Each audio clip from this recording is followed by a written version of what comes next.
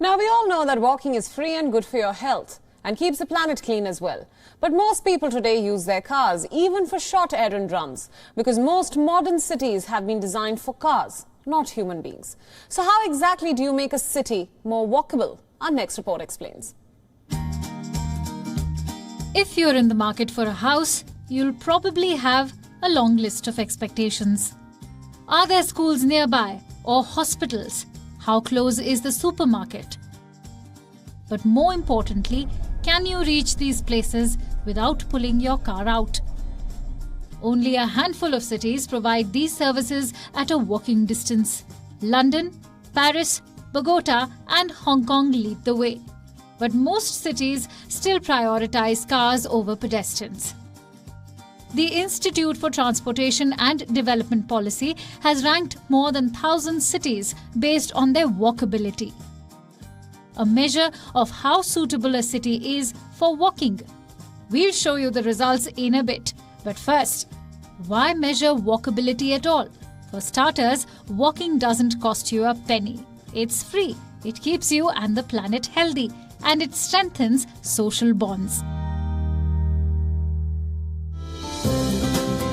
The list uses 3 indicators to measure walkability. First, how close you are to car-free areas. Hong Kong tops this list, followed by Moscow, Paris and Bogota. The second indicator is the proximity to hospitals and schools. In Paris, an impressive 85% of the population fit this category.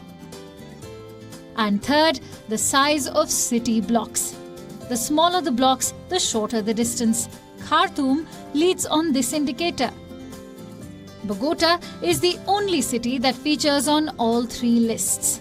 In the 2000s, the city made a concerted effort to focus on public spaces and walking. The campaign seems to have paid off. The artists hold no punches. They talk about everything from... Languishing near the bottom of the table are American cities. Here, the sidewalks are in excellent condition, but everything is placed so far apart that walking is practically impossible. Walkable cities don't happen by accident. They are the result of careful planning. The key to achieving walkability is shifting policy focus from cars to pedestrians, to bring essential services closer to residential areas. The coronavirus lockdown has expedited this process. City planners are reimagining streets. In India, authorities have been asked to pedestrianize 3 markets in each city. A couple of them are worth mentioning. Chennai, more than 100 kilometers of pedestrian-friendly streets have been paved here. And Pune, which was lauded in the walkability report for prioritizing pedestrians and cyclists. But India as a whole performs poorly on walkability. Residential areas have expanded kilometers away from the city centre, and most of the roads are yet to get sidewalks. To city planners across the world, the message is simple. Don't build cities for cars. Build them for people. Bureau Report, WION World is One. Co-presented by Skoda. Simply clever.